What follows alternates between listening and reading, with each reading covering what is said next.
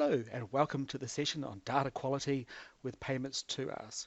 We include a number of pre-built, inbuilt address validation, phone validation, email validation, and other data quality tools. Data quality is important to ensure that you have accurate and up-to-date information. It allows for better reporting and can save you money on things like postage. To set data quality up inside Salesforce and payments to us, you go to the Merchant Facility tab, press Go, click into your main merchant facility. You scroll down the screen to the address validation section, and from here you can see that we have two different types of address validation and data quality tools. The first one is Google Places. Google Places will allow you for autocomplete on addresses on our online checkout form and also with our manual payments form. However, our preferred option is the Data Tools one.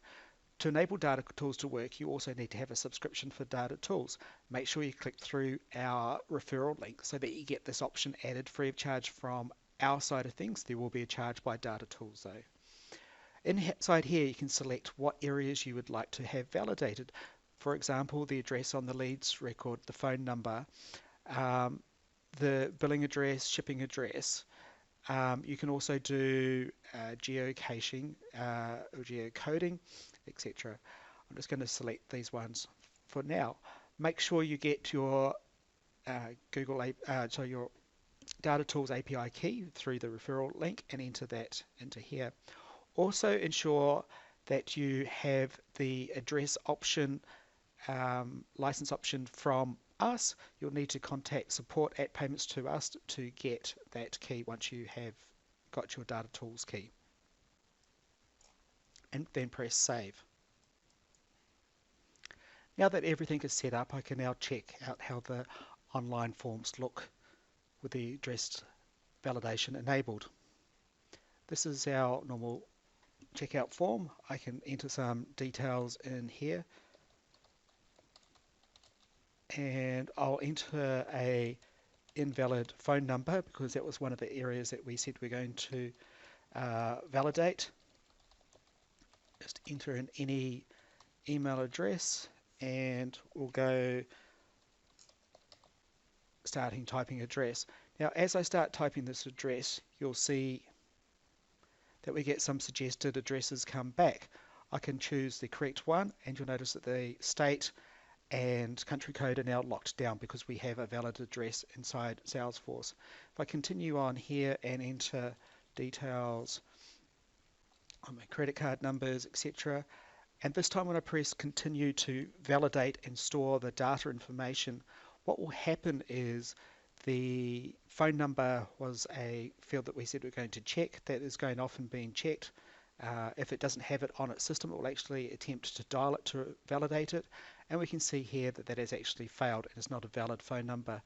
Obviously if I enter a valid phone number now and then press continue, then I'll be able to submit that.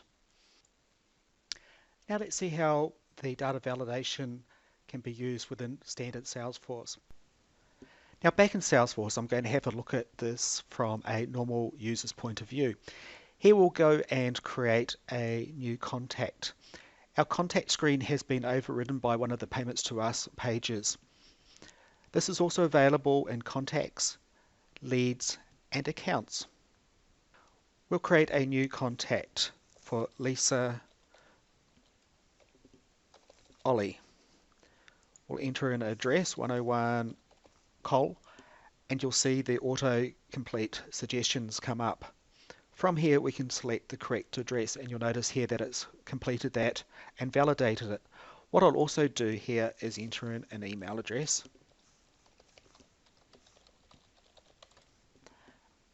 and press save. You'll notice that it's identified two other Lisa Ollies already existing in our database. This has been picked up by the standard Salesforce duplicate check rules. These are user or administrator configurable. The administrator in this case has allowed me to ignore this and actually create the duplicate, which I will do in this instance. After saving the contact, you'll notice here that some extra fields have been filled in. You can see which fields have been validated: mailing address and barcode. The barcode can be used on your mailing addresses when you do direct mail.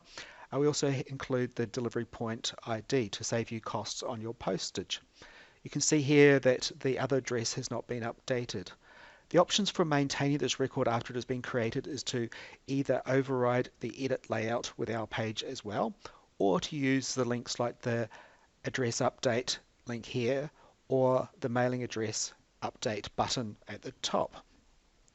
So thank you for listening to this session on data quality with payments to us. There are also more resources available on our website and our user manual, and be sure to check out our data quality setup sections inside our installation manual and other YouTube videos available.